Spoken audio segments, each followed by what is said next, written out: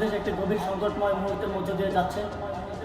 এখন পর্যন্ত আমাদের প্রাপ্ত খবর অনুযায়ী আওয়ামী লীগ, ছাত্রলীগ, যুবলীগের সন্ত্রাসীরা গুলি করে কুপিয়ে প্রায় 30-এর অধিক শিক্ষার ছাত্র জনতাকে হত্যা করেছে এবং দিন শেষ হতে হতে এই সংখ্যাটা কোথায় গিয়ে দাঁড়ায় আমরা জানি না। এরই প্রেক্ষিতে আমরা একটি সিদ্ধান্ত নিয়েছি, আমাদের একটি জরুরি সিদ্ধান্ত মোতাবেক আমাদের যে 6 তারিখের যে লং মার্চ টু ঢাকা কর্মসূচি ছিল সেটাকে আমরা একদিন এগিয়ে নিয়ে এসেছি, অর্থাৎ আগামীকাল 5ই অগাস্ট সারা দেশের মুক্তিকামী জনতাকে ঢাকার উদ্দেশ্যে রওনা হওয়ার জন্য আমরা আহ্বান জানাচ্ছি। যারা পারবেন, যাদের পক্ষে সম্ভব হবে, আজ রাতেই আপনারা ঢাকার উদ্দেশ্যে রওনা হয়ে যান। আমরা আগামীকাল সারা দেশের মুক্তিকামী জনতাকে ঢাকায় আসার আহ্বান জানাচ্ছি।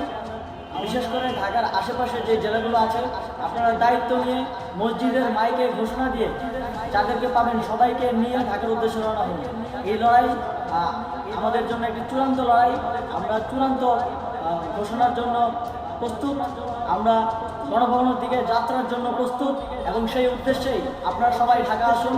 আমরা আপনাদের সবাইকে নিয়ে আমাদের চূড়ান্ত দাবি আদায়ে এগিয়ে যাব। আমি জানি না সমন্বয়করা আজকে রাতে বেঁচে থাকতে পারবে কিনা, কিন্তু আপনাদের উপর আমরা এই দায়িত্ব দিচ্ছি। আপনারা সবাই নিজ দায়িত্বে ঢাকায় আসবেন আগামীকাল এবং পরশু পরিস্থিতি বিবেচনা করে পরশু গণভবনের দিকে 4 দিক থেকে আমরা রওনা হব। আমরা খুব আতঙ্কের সাথে লক্ষ্য করছি যে ছাত্রলীগ, যুবলীগ এবং আওয়ামী লীগের গুন্ডারা পুলিশের অস্ত্র দিয়ে পর্যন্ত সাধারণ জনগণের উপর হামলা করছে। কিন্তু একটি সুখের খবর হচ্ছে সারা দেশের বিভিন্ন স্থানে সেনাবাহিনী ছাত্র জনতার পক্ষে দাঁড়িয়েছে, আবার কিছু কিছু জায়গায় যেমন মিরপুর, মোহাম্মদপুরে সেনাবাহিনী ছাত্র জনতার বিপক্ষে দাঁড়িয়ে গুলি চালাচ্ছে। আমরা সেনাবাহিনীর প্রতি আহ্বান জানাতে চাই, আপনারা এদেশের নাগরিক এবং আপনারা এদেশের নিরাপত্তার দায়িত্বে আছেন, এদেশের জনগণের যানবাহনের নিরাপত্তার দায়িত্বে আছেন। আপনারা দেশের পক্ষে এবং দেশের জনগণের জন্য কাজ করবেন। কোনো খুনি সরকারের জন্য, কোনো খুনি রাজনৈতিক দলের জন্য কাজ করবেন না। এটি এদেশের জনগণ আপনাদের থেকে প্রত্যাশা করে। আমাদের এই আন্দোলনে সম্পূর্ণ সমর্থন দিয়ে হয় নিরপেক্ষ থাকুন, অথবা এই খুনি বাহিনীকে, সরকারের খুনি বাহিনীকে প্রতিহত করুন, তাদেরকে যথাযথ শাস্তির আওতায় নিয়ে আসুন।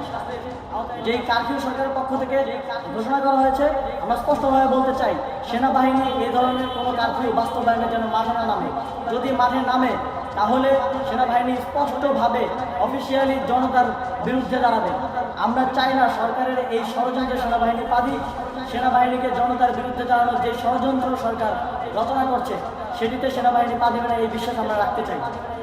আওয়ামী লীগ আজ সারা দেশে তাদের খুনি বাহিনীকে নামিয়ে দিয়েও ছাত্র জনতার প্রতিরোধের মুখে টিকতে পারেনি। রাজপথের পরাজিত শক্তি হিসেবে তারা সেনাবাহিনী সহ অন্যান্য বাহিনীকে আমাদের বিরুদ্ধে কাজে লাগানোর চেষ্টা করছে।